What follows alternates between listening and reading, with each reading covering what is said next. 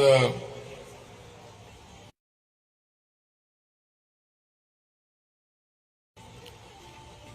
ಇಂಧನ ಸಚಿವರಾದಂಥ Shri K J George ಅವರ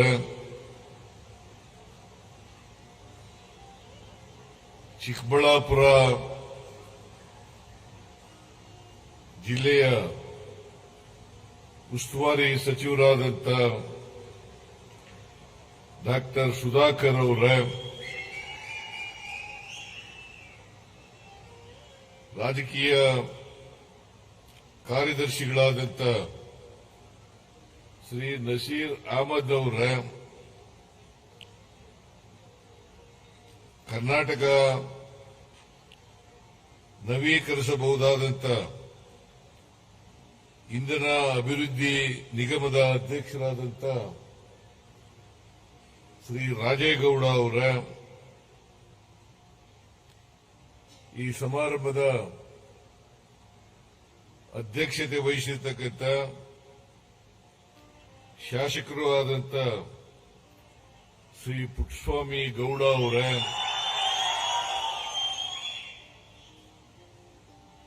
ಮಾಜಿ ಸಚಿವರು ಡಾಕ್ಟರ್ ಎಚ್ ನರಸಿಂಹಯ್ಯ ಅಭಿವೃದ್ಧಿ ಪ್ರಾಧಿಕಾರದ ಅಧ್ಯಕ್ಷರು ಆದಂಥ ಶ್ರೀ ಶಿವಶಂಕರ ರೆಡ್ಡಿ ಅವರ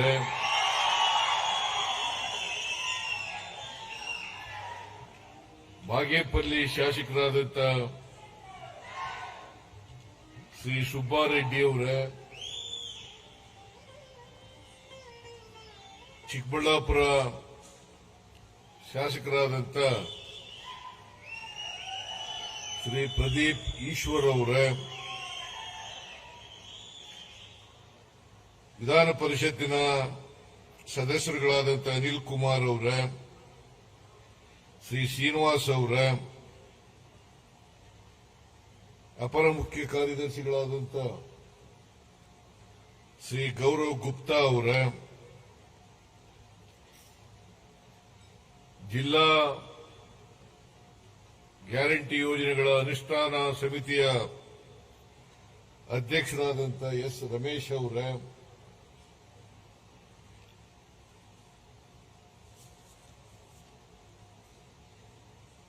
ಚಿಕ್ಕಬಳ್ಳಾಪುರ ಅಭಿವೃದ್ಧಿ ಪ್ರಾಧಿಕಾರದ ಅಧ್ಯಕ್ಷರಾದಂಥ ಕೇಶವರೆಡ್ಡಿ ಅವರ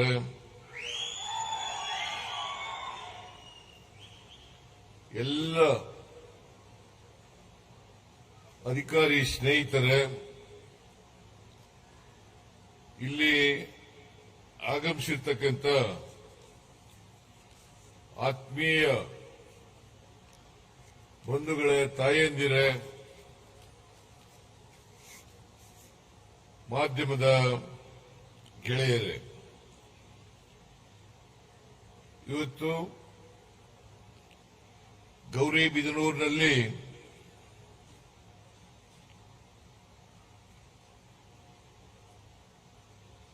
ಪಿಎಂ ಕುಸುಮ್ ಕಾಂಪೋನೆಂಟ್ ಸಿ ಅಡಿಯಲ್ಲಿ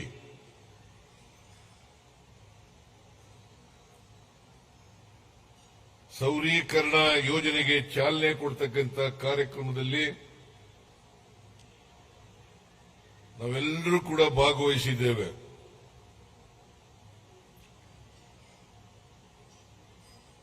ಈ ಕಾರ್ಯಕ್ರಮವನ್ನ ಅತ್ಯಂತ ಸಂತೋಷದಿಂದ ಉದ್ಘಾಟನೆ ಮಾಡಿದ್ದೇನೆ ಅಂತ ಹೇಳಲಿಕ್ಕೆ ಬಹಳ ಸಂತೋಷ ಆಗ್ತಾ ಇದೆ.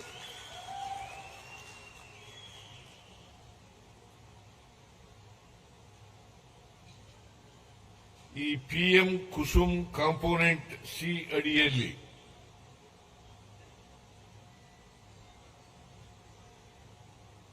ಇವತ್ತು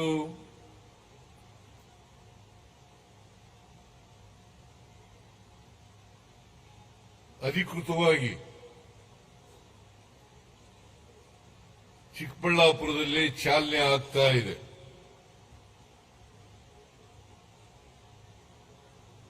ಈಗಾಗಲೇ ಇಡೀ ರಾಜ್ಯದಲ್ಲಿ ಸುಮಾರು 200 ಮೆಗಾವ್ಯಾಟ್ ಉತ್ಪಾದನೆ ಮಾಡ್ತಾ ಇದ್ದು ಕುಸುಮ್ ಸಿಹಿನಲ್ಲಿ ರಾಜ್ಯದ ಅನೇಕ ಭಾಗಗಳಲ್ಲಿ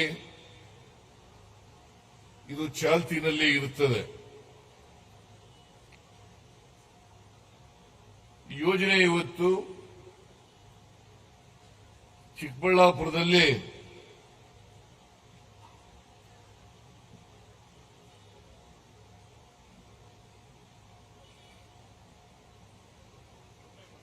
ತೊಂಡೇಬಾವಿ,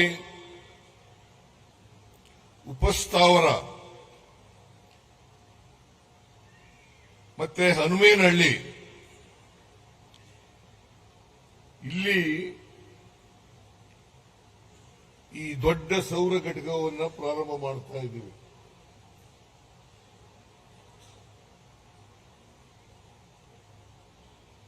ಈ ಸೌರ ಘಟಕದಲ್ಲಿ ಸುಮಾರು 20 ಮೆಗಾವ್ಯಾಟ್ ವಿದ್ಯುತ್ತನ್ನು ಉತ್ಪಾದನೆ ಮಾಡಲಾಗುವುದು.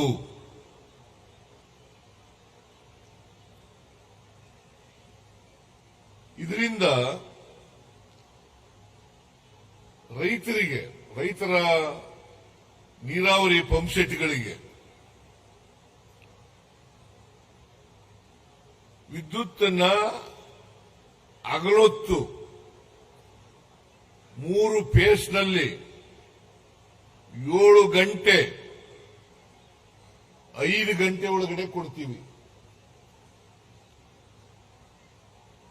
ಹಿಂದೆನೂ ಕೂಡ ಕೊಡ್ತಾ ಇದ್ದು.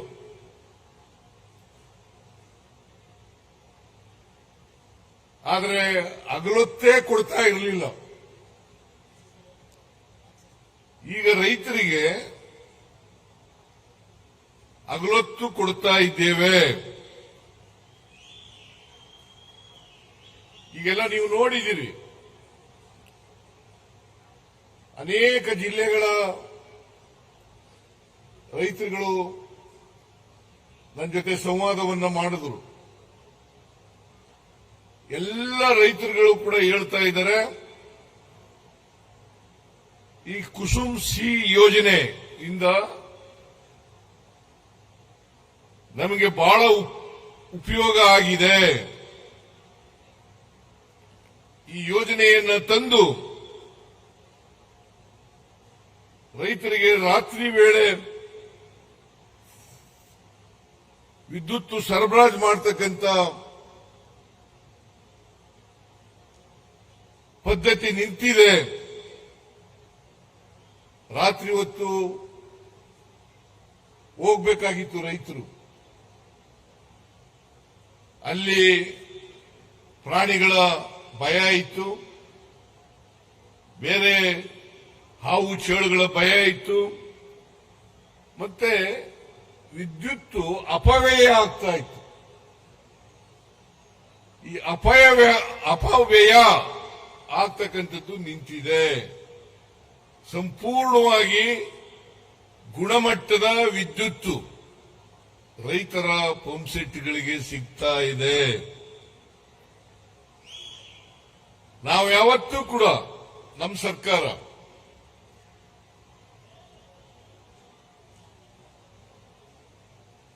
ರೈತರ ಪರವಾಗಿ ಇರ್ತೇವೆ. ಅನೇಕ ಕಾರ್ಯಕ್ರಮಗಳನ್ನು ರೈತರಿಗೆ ಮಾಡ್ತೇವೆ, ಸಹಾಯ ಮಾಡಿದ್ದೇವೆ, ಅನೇಕ ಕಾರ್ಯಕ್ರಮಗಳನ್ನು ರೂಪಿಸಿದ್ದೇವೆ. ಅದರಲ್ಲಿ ಈ ಕಾರ್ಯಕ್ರಮನೂ ಕೂಡ ಒಂದು ಅಂತಕ್ಕಂಥದ್ದನ್ನು ತಮಗೆ ತಿಳಿಸಲಿಕ್ಕೆ ಬಯಸ್ತಾ ಇದ್ದೇನೆ. ಯಾಕಂತಂದ್ರೆ ರೈತರು ಈ ದೇಶದ ಬೆನ್ನೆಲುಬು. ಅದಕ್ಕೋಸ್ಕರ ಕರ್ನಾಟಕ ಸರ್ಕಾರ ಪ್ರತಿ ವರ್ಷ ರೈತರ ಪಂಪ್ಸೆಟ್ಗಳಿಗೆ 19,000 ಕೋಟಿ ಸಬ್ಸಿಡಿಯನ್ನು ಕೊಡ್ತಾ ಇದ್ದೇವೆ. 19,000 ಕೋಟಿ. ಈ ಕುಸುಮ್ ಸಿ ಯೋಜನೆ ಕೇಂದ್ರ ಸರ್ಕಾರದ ಯೋಜನೆ. 2021ರಲ್ಲಿ ಕರ್ನಾಟಕದಲ್ಲಿ ಜಾರಿ ಮಾಡಬೇಕು ಅಂತ ಹೇಳಿ ತೀರ್ಮಾನ ಆಯಿತು. ನಮ್ಮ ಸರ್ಕಾರ ಇರಲಿಲ್ಲ ಆಗ 21, 22, 23 ನಮ್ಮ ಸರ್ಕಾರ ಇರಲಿಲ್ಲ. ಆಗ ಇದ್ದಂತ ಸರ್ಕಾರ ಬಿಜೆಪಿ ಸರ್ಕಾರ. ಬಿಜೆಪಿ ಸರ್ಕಾರ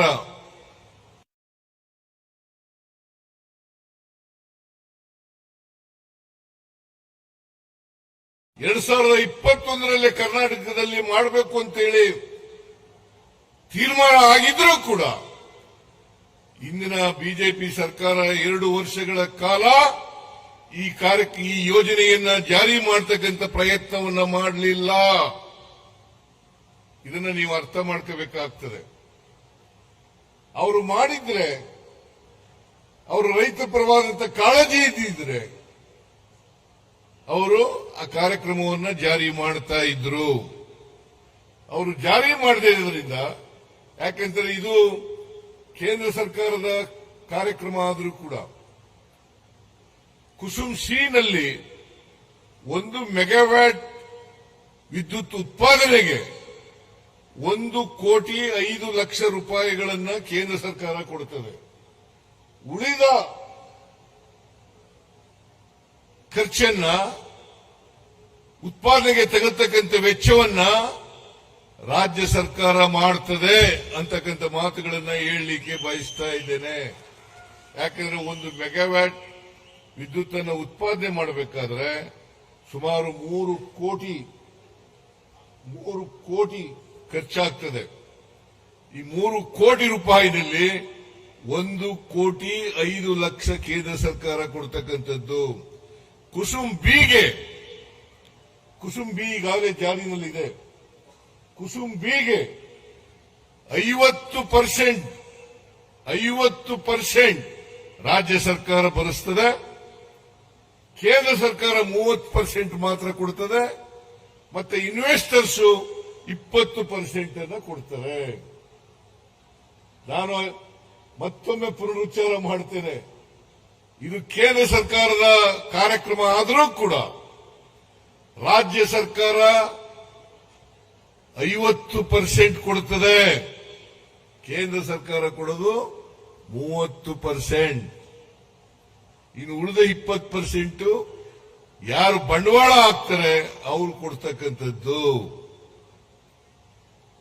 ಅಂದ್ರೆ ನಾನು ಯಾಕೆ ಈ ಮಾತನ್ನ ಹೇಳ್ತಾ ಇದ್ದೀನಿ ಅಂತಂದ್ರೆ, ಇದು ಕೇಂದ್ರ ಸರ್ಕಾರದ ಕಾರ್ಯಕ್ರಮ ಆದರೂ ಕೂಡ ಪ್ರಧಾನಮಂತ್ರಿಗಳ ಕುಸುಮ್ ಕಾಂಪೋನೆಂಟ್ ಸಿ ಅಂತ ಇದ್ರೂ ಕೂಡ ರಾಜ್ಯ ಸರ್ಕಾರ ಹೆಚ್ಚು ಹಣವನ್ನ ಖರ್ಚು ಮಾಡುತ್ತದೆ. ನಾವು ಯಾಕೆ ಮಾಡ್ತಾ ಇದ್ದೀವಿ ಅಂತಂದ್ರೆ, ರೈತರು ಈ ದೇಶದ ಬೆನ್ನೆಲುಬು. ದೇಶದ ರೈತರು ಆಹಾರದ ಉತ್ಪಾದನೆಯನ್ನು ಮಾಡ್ತಕ್ಕಂಥವರು. ಕರ್ನಾಟಕ ರಾಜ್ಯ, ಇಡೀ ದೇಶ ಆಹಾರದಲ್ಲಿ ಸ್ವಾವಲಂಬನೆ ಆಗಬೇಕಾದ್ರೆ ರಾಜ್ಯ ಸರ್ಕಾರ ರೈತರ ಪರವಾಗಿ ನಿಲ್ಲಬೇಕಾಗ್ತದೆ. ಈ ಕೆಲಸವನ್ನ ನಾವು ಮಾಡ್ತಾ ಇದ್ದೀವಿ ಅಂತಕ್ಕಂಥ ಮಾತುಗಳನ್ನ ಹೇಳಲಿಕ್ಕೆ ಬಯಸ್ತಾ ಇದ್ದೇನೆ. 2 ವರ್ಷ ಬಿಜೆಪಿಯವರು ಮಾಡಲಿಲ್ಲ. ಕೆಜೆ ಜಾರ್ಜ್ ಅವರು ಇಂಧನ ಸಚಿವರಾದ ಮೇಲೆ ಕೇಂದ್ರ ಸರ್ಕಾರದ ಜೊತೆ ಚರ್ಚೆ ಮಾಡಿ ಈ ಕಾರ್ಯಕ್ರಮ ಇವತ್ತು ಜಾರಿಯಾಗಿದೆ. ಅದಕ್ಕೋಸ್ಕರ ಜಾರ್ಜ್ ಅವರಿಗೆ ಧನ್ಯವಾದಗಳನ್ನು ಸಲ್ಲಿಸಲಿಕ್ಕೆ ಬಯಸ್ತಾ ಇದ್ದೇನೆ. ಅವರ ಅಧಿಕಾರಿಗಳಿಗೂ ಕೂಡ ಧನ್ಯವಾದಗಳನ್ನು ಹೇಳಲಿಕ್ಕೆ ಬಯಸ್ತಾ ಇದ್ದೇನೆ. ಗೊತ್ತಾಯ್ತಲ್ಲ ಈಗ ನಿಮಗೆ?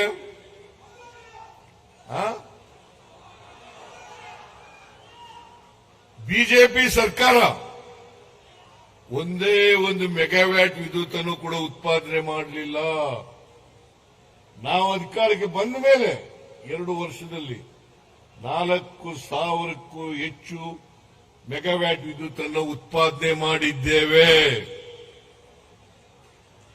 4,000ಕ್ಕೂ ಹೆಚ್ಚು ಮೆಗಾವ್ಯಾಟ್ ವಿದ್ಯುತ್ ಅನ್ನು ಉತ್ಪಾದನೆ ಮಾಡಿದ್ದೇವೆ.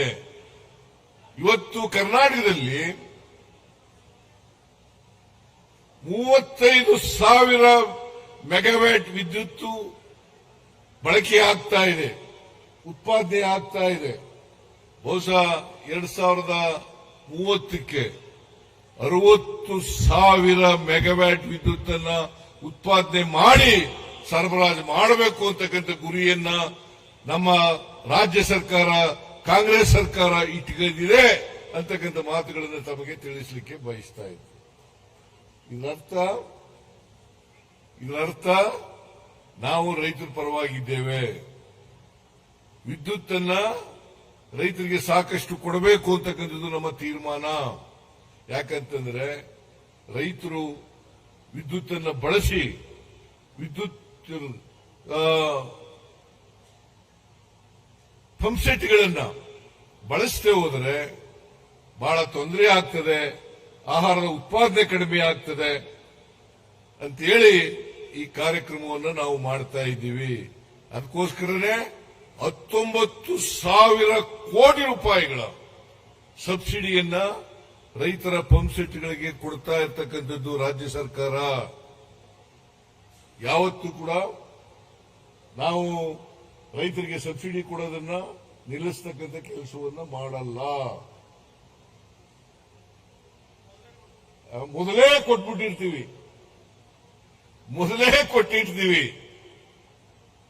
ಹಾಗೇನೆ ಇವತ್ತು ಗೃಹ ಜ್ಯೋತಿ ಕಾರ್ಯಕ್ರಮ ಇದೆಯಲ್ಲ, ಗೃಹ ಜ್ಯೋತಿ ಕಾರ್ಯಕ್ರಮ ಈಗಾಗಲೇ 9,000 ಚಿಲ್ಲರೆ 9,200 ಕೋಟಿ ರೂಪಾಯಿ ಅಲ್ಲ, 9,200 ಕೋಟಿ ರೂಪಾಯಿಗಳನ್ನ 2024-25ನೇ ಸಾಲಿನಲ್ಲಿ ಪಾವತಿ ಮಾಡಿದ್ದೇವೆ.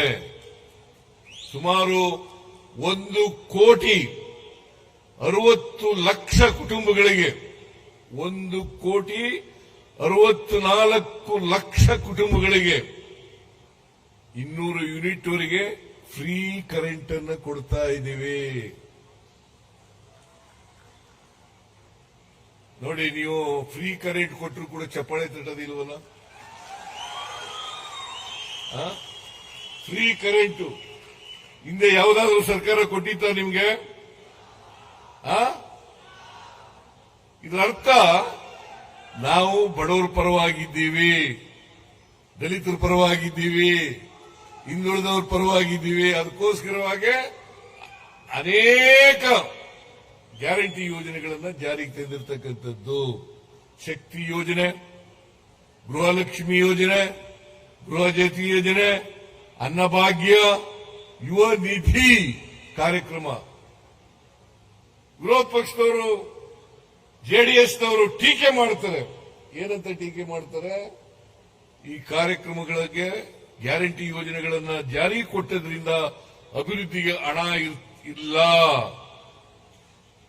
ನಾನು ಕೇಳ್ತೀನಿ, 19,000 ಕೋಟಿ ಸಬ್ಸಿಡಿ ಕೊಡ್ತಾ ಇದೀವಲ್ಲ, ದಿವಾಳಿ ಆಗಿರ್ತಕ್ಕಂಥ ಸರ್ಕಾರದಲ್ಲಿ ಕೊಡ್ಲಿಕ್ಕೆ ಸಾಧ್ಯ ಆಯ್ತಿತ್ತ? ಇಂಥ ಕುಸುಮ ಯೋಜನೆ, ಕುಸುಮ ಸಿ, ಕುಸುಮ ಬಿ ಯೋಜನೆಯನ್ನ ಜಾರಿ ಮಾಡಲಿಕ್ಕೆ ಸಾಧ್ಯ ಆಯ್ತಿತ್ತ? ಇದನ್ನ ನೀವು ಅರ್ಥ ಮಾಡ್ಕೋಬೇಕು ಅಂತಕ್ಕಂಥದ್ದು ನನ್ನ ಮನವಿ ಅಂತಕ್ಕಂಥ ಮಾತುಗಳನ್ನ ಹೇಳಲಿಕ್ಕೆ ಬಯಸ್ತಾ ಇದ್ದೇನೆ. ಯಾಕಂತಂದ್ರೆ ಬಿಜೆಪಿಯವರು ಸುಳ್ಳು. ಅವರು ಅಧಿಕಾರದಲ್ಲಿದ್ದಾಗ ಏನೂ ಮಾಡಲಿಲ್ಲ, ಬರೀ ಲೂಟಿ ಹೊಡ್ಕೊಂಡಿದ್ರು. ಆ ಲೂಟಿ ಹೊಡೆದವರು ನಮಗೆ ಇವತ್ತು ಅಪಪ್ರಚಾರದಲ್ಲಿ ತೊಡಗಿದ್ದಾರೆ. ಅದರಿಂದ ಈ ಬಿಜೆಪಿಯವರ ಅಪಪ್ರಚಾರಗಳಿಗೆ ಮಾತ್ ಕಿವಿ ಕೊಡಕ್ ಹೋಗಬೇಡಿ. ನಾವು ನುಡಿದಂತೆ ನಡೆದಂತ ಸರ್ಕಾರ. ಏನು ಜನರಿಗೆ ಹೇಳಿದ್ದೋ ಅವುಗಳನ್ನ ಚಾಚೂ ತಪ್ಪದೇನೆ ಜಾರಿ ಮಾಡಿದ್ದೇವೆ. 2013ರಿಂದ 18ರವರೆಗೆ ನಾವು ಅಧಿಕಾರದಲ್ಲಿದ್ದಾಗ 165 ಭರವಸೆಗಳನ್ನ ನಮ್ಮ ಪ್ರಣಾಳಿಕೆ ಮೂಲಕ ಕೊಟ್ಟಿದ್ದು. ಈ ಸಾರಿ ಅಧಿಕಾರಕ್ಕೆ ಬಂದ ಮೇಲೆ 593 ಭರವಸೆಗಳನ್ನು ಕೊಟ್ಟಿದ್ದೇವೆ. 2013ರಿಂದ 18ರವರೆಗೆ ನಾವು ಅಧಿಕಾರದಲ್ಲಿದ್ದಾಗ 165 ಭರವಸೆಗಳಲ್ಲಿ 158 ಭರವಸೆಗಳನ್ನು ಈಡೇರಿಸಿದ್ದೀವಿ. ಈಗ ಅಧಿಕಾರಕ್ಕೆ ಬಂದ ಮೇಲೆ 593 ಭರವಸೆಗಳಲ್ಲಿ 242 ಭರವಸೆಗಳನ್ನು ಈಡೇರಿಸಿದ್ದೇವೆ. ಇನ್ನು 3 ವರ್ಷಗಳಲ್ಲಿ ಉಳಿದ ಭರವಸೆಗಳನ್ನೆಲ್ಲ ಜಾರಿ ಕೊಡ್ತಕ್ಕಂಥ ಪ್ರಯತ್ನವನ್ನ ಪ್ರಾಮಾಣಿಕವಾಗಿ ಮಾಡ್ತೇವೆ ಅಂತಕ್ಕಂಥ ಮಾತುಗಳನ್ನು ಹೇಳಲಿಕ್ಕೆ ಬಯಸ್ತಾ ಇದ್ದೇನೆ. ಒಟ್ಟಾರೆ ಕಾಂಗ್ರೆಸ್ ಸರ್ಕಾರ ನುಡಿದಂತೆ ನಡೆದ ಸರ್ಕಾರ, ಕೊಟ್ಟ ಮಾತಿನಂತೆ ನಡೆದ ಸರ್ಕಾರ. ಈಗಾಗಲೇ ಕೆಜೆ ಜಾರ್ಜ್ ಅವರು ಮತ್ತೆ ಪುಟ್ಟಸ್ವಾಮಿ ಗೌಡರು, ಶಿವಶಂಕರ ರೆಡ್ಡಿ ಅವರು, ಆಮೇಲೆ ಸುಧಾಕರ್ ಅವರು ಅನೇಕ ಒತ್ತಾಯಗಳನ್ನು ಮಾಡಿದ್ದಾರೆ. ಅನೇಕ ಒತ್ತಾಯಗಳನ್ನ, ಎಲ್ಲ ಒತ್ತಾಯಗಳನ್ನ ಜಾರಿ ಮಾಡಲಿಕ್ಕೆ ಸಾಧ್ಯ ಆಗದೆ ಇರಬಹುದು. ಯಾಕಂತಂದ್ರೆ ಸುಧಾಕರ್ ಅವರು ಮಂತ್ರಿ ಮಂಡಲದಲ್ಲಿ ಇರ್ತಕ್ಕಂಥ ಸದಸ್ಯರು, ಆಮೇಲೆ ಜಾರ್ಜ್ ಅವರು ಮಂತ್ರಿಮಂಡಲದಲ್ಲಿ ಇರ್ತಕ್ಕಂಥ ಸದಸ್ಯರು. ಅವರು ನಾವು ಎಲ್ಲ ಸೇರಿ ಈ ರಾಜ್ಯಕ್ಕೆ, ರೈತರಿಗೆ ಏನ್ ಮಾಡಬೇಕು, ಏನ್ ಮಾಡಿದ್ರೆ ಒಳಿತಾಗ್ತದೆ ಅಂತಕ್ಕಂಥ ಮಾತುಗಳನ್ನ ಹೇಳಲಿಕ್ಕೆ ಬಯಸ್ತಾ ಇದ್ದೇನೆ. ಶಿವಶಂಕರ ರೆಡ್ಡಿ, ನೀವು ಹೇಳಿರ್ತಕ್ಕಂಥ ಒತ್ತಾಯಗಳಿದ್ದಾವಲ್ಲ, ಎಲ್ಲರೂ ಮಾಡಕ್ಕಾಗದೇ ಇರಬಹುದು, ಆದರೆ ಕೆಲವನ್ನ ನೆರವೇರಿಸತಕ್ಕಂಥ ಪ್ರಾಮಾಣಿಕ ಪ್ರಯತ್ನವನ್ನ ಮಾಡುತ್ತೇನೆ. ಪುಟ್ಟಸ್ವಾಮಿ ಗೌಡರು ಕೆಲವು ಒತ್ತಾಯಗಳನ್ನ ಮಾಡಿದ್ದಾರೆ. ಅದು ಅದರಲ್ಲಿ ಬಹಳ ಮುಖ್ಯವಾಗಿ ಅಲ್ಲೂ ಹೇಳ್ತಾ ಇದ್ರು. ನಾನು ಬರುವಾಗ ಹೇಳ್ಕ ಬರ್ತಾ ಇದ್ರು, ಚಿಕ್ಕಬಳ್ಳಾಪುರಕ್ಕೆ ಬಂದ ಮೇಲೆ ಹೇಳ್ತಾ ಇದ್ರು, ಚಿಕ್ಕಬಳ್ಳಾಪುರಕ್ಕೆ ಅಲ್ಲ ಗೌರಿಬಿದನೂರಿಗೆ ಒಳಚರಂಡಿ ವ್ಯವಸ್ಥೆ ಇಲ್ಲ, ಒಳಚರಂಡಿ ವ್ಯವಸ್ಥೆ ಇಲ್ಲ.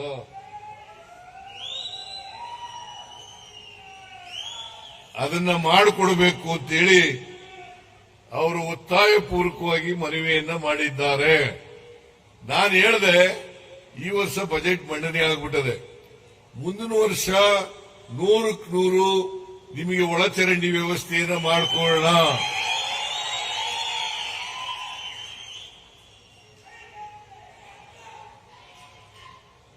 ಆಗ್ಬೋದಾ?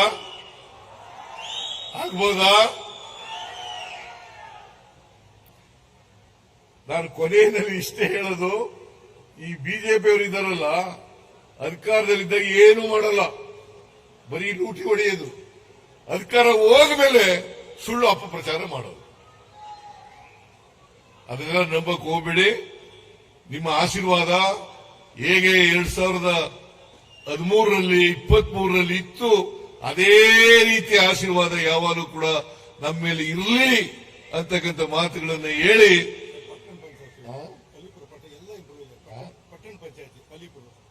ಏನು ಹಳ್ಳಿಪುರದ ಪಟ್ಟಣ ಮೇಲ್ದರ್ಜೆಗೆ ಪಟ್ಟಣ ಪಂಚಾಯತ್ ಅದು ಗ್ರಾಮ ಪಂಚಾಯತಿ ಆಗಿದೆ.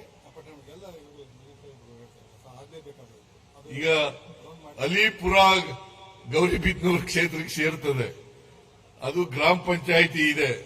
ಪುಟ್ಟಸ್ವಾಮಿ ಗೌಡರು ಹೇಳ್ತಾರೆ ಅದನ್ನ ಪಟ್ಟಣ ಪಂಚಾಯಿತಿಯನ್ನಾಗಿ ಮೇಲ್ದರ್ಜೆಗೆ ಏರಿಸಿ ಅಂತಕ್ಕಂಥ ಮನವಿಯನ್ನು ಮಾಡಿದ್ದಾರೆ. ಅದನ್ನ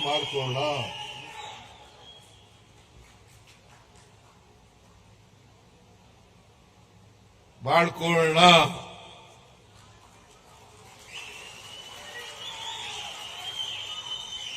ನಾವು ಜನಪರವಾಗಿರ್ತಕ್ಕಂಥ ಸರ್ಕಾರ, ಬಡವರ ಪರವಾಗಿರ್ತಕ್ಕಂಥ ಸರ್ಕಾರ, ರೈತರ ಪರವಾಗಿರ್ತಕ್ಕಂಥ ಸರ್ಕಾರ, ದಲಿತರ ಪರವಾಗಿರ್ತಕ್ಕಂಥ ಸರ್ಕಾರ, ಮಹಿಳೆಯರ ಪರವಾಗಿರ್ತಕ್ಕಂಥ ಸರ್ಕಾರ, ಅಲ್ಪಸಂಖ್ಯಾತರ ಪರವಾಗಿರ್ತಕ್ಕಂಥ ಸರ್ಕಾರ. ಯಾವುದೇ ಈಗ ನೋಡಿ, ನಾವು ಗ್ಯಾರಂಟಿ ಯೋಜನೆಗಳನ್ನು ಮಾಡಿದೀವಲ್ಲ, ಆ ಗ್ಯಾರಂಟಿ ಯೋಜನೆಗಳಲ್ಲಿ ಯಾವುದೇ ಪಕ್ಷ, ಧರ್ಮ, ಜಾತಿ ಇಲ್ಲ. ಬಿಜೆಪಿಯವರು ಇರಲಿ, ಜೆಡಿಎಸ್ನವರು ಇರಲಿ, ಹಿಂದೂ ಧರ್ಮಕ್ಕೆ ಸೇರಿರಲಿ, ಕ್ರಿಶ್ಚಿಯನ್ ಧರ್ಮಕ್ಕೆ ಸೇರಿರಲಿ, ಮುಸಲ್ಮಾನ್ ಧರ್ಮಕ್ಕೆ ಸೇರಿರಲಿ, ಯಾವುದೇ ಜಾತಿ ಸೇರಿರ್ತಕ್ಕಂಥ ಎಲ್ಲ ಬಡವರಿಗೂ ಕೂಡ ನ್ಯಾಯ ಕೊಡ್ತಕ್ಕಂಥ ಪ್ರಾಮಾಣಿಕ ಪ್ರಯತ್ನವನ್ನ ಮಾಡ್ತಾ ಇದ್ದೇವೆ ಅಲ್ವಾ? ಹೌದಾ ಅಲ್ಲ? ಅದರಿಂದ ಇನ್ನು ಮುಂದೆನೂ ಕೂಡ ಜನಪರವಾದಂಥ ಆಡಳಿತವನ್ನು ಕೊಡಲಿಕ್ಕೆ ಪ್ರಾಮಾಣಿಕವಾಗಿ ನಾವು ಪ್ರಯತ್ನ ಮಾಡ್ತೇವೆ. ನಿಮ್ಮ ಆಶೀರ್ವಾದ ಯಾವಾಗಲೂ ಕೂಡ ಇರಲಿ ಅಂತಕ್ಕಂಥ ಮಾತುಗಳನ್ನು ಹೇಳಿ ನನ್ನ ಮಾತುಗಳನ್ನು ಮುಗಿಸ್ತೇನೆ. ಜೈ ಹಿಂದ್, ಜೈ ಕರ್ನಾಟಕ.